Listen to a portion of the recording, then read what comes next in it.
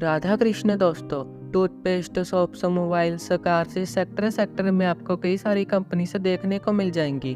पर अगर हम टेलीकॉम सेक्टर की बात करें तो उसमें इंडिया में बस 4 ऑप्शन ही मिलते हैं: जियो, एयरटेल, वीआई और बीएसएनएल।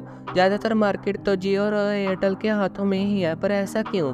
तो इसको समझने के लिए इसको हम स्टार्टिंग से स्टार्ट करते हैं। तो फ्रेंड्स, पहले इंडिया में सबके पास टेलीफोन नहीं होता था। बाहर के देशों में तो ये टेलीफोन बहुत तेजी से ग्रो कर रहा था, पर इंडिया में ऐसा नहीं था, क्योंकि उस समय ब्रिटिशर्स का कब्जा था हमारे ऊपर। और अगर ये ब्रिटिश गवर्नमेंट इंडियंस को टेलीफोन की सर्विस प्रोवाइड करती तो इंडियंस इसको ब्रिटिशर्स के अगेंस्ट भी यूज कर सकते थे। इसलिए उस समय बस बड़े बड़े शहरों में अमीर लोगों के पास ही टेलीफोन होता था। जब इंडिया आजाद हुआ तो टेलीकॉम सेक्टर गवर्नमेंटों के हाथों में आ गया। गवर्नमेंट भी इस सेक्टर को ग्रो करवाना चाहती थी, पर इसके बाद भी 1980 तक ऐसा हाल था कि लाखों लोग टेलीफोन के लिए अप्लाई करते थे, गवर्नमेंट से अप्रूवल के लिए एप्लीकेशन भी फाइल करते थे, पर कई बार तो उनका वेटिंग टाइम 10 साल तक का होता था। गवर्नमेंट ने कोशिश जारी रखी और 1990 के इकोनॉमिक लिबरलाइजेशन ने टेलीकॉम सेक्टर में भी प्राइवेट कंपनीज को इन्विटेशन दिया। इसके बाद 1995 में ऑक्शन हुआ, जिसमें टेलीकॉम लाइसेंस प्राइवेट कंपनीज को बेचा गया। ये सेक्टर प्रॉफिटेबल होने की वजह से प्राइवेट कंपनीज ने बढ़ चढ़कर बोली लगाई। इसी समय में मोबाइल फोन बस एंट्री ही हुए थे। इसके बाद गवर्नमेंट ने अपने आप को टेलीकॉम सेक्टर से डिटैच कर दिया, पर जैसा कंपनीज ने सोचा था वैसा नहीं हुआ। ज़्यादातर कंपनीज लॉस में ही थी। गवर्नमेंट ने भी लाइसेंस और स्पेक्ट्रम फीस को कंपनीज को पहले ही पे करने को कहा। स्पेक्ट्रम उसे कहते हैं जिससे कंपनीज अपने यूजर्स को सर्विस प्रोवाइड कर पाती हैं। इस फीस को छोटी कंपनी से पे नहीं कर पाई और जो कंपनी से बची थी वो भी अच्छा परफॉर्म नहीं कर रही थी।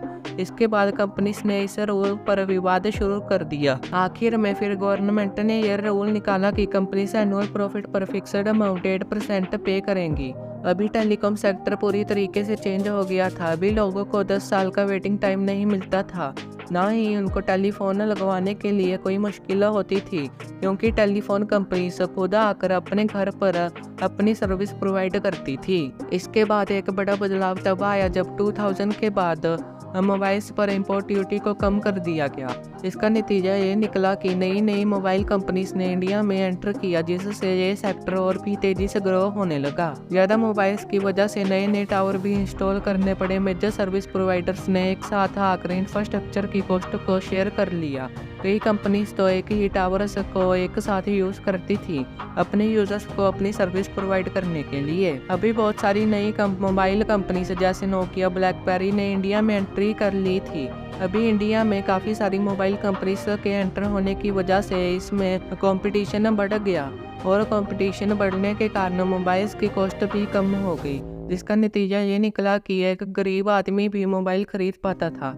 और ज़्यादा मोबाइल होने की वजह से टेलीकॉम सर्विस प्रोवाइडर कंपनी से भी बहुत तेज़ी से ग्रो होने लगी। अभी तक इन सब सर्विस प्रोवाइडर कंपनीज का गोल्डन पीरियड चल रहा था, पर किसको पता था कि अब इनका बुरा समय शुरू होने वाला है। 2010 के बाद एक न्यूज़ सामने आई कि राधा कृष्ण